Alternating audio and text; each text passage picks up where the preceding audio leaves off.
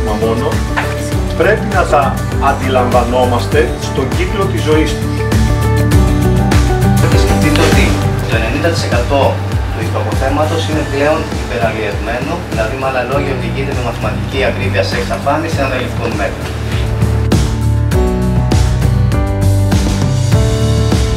Έχει αλλάξει ραγδαία η κατανάλωση κυρίως του κρέατος και των πουλερικών.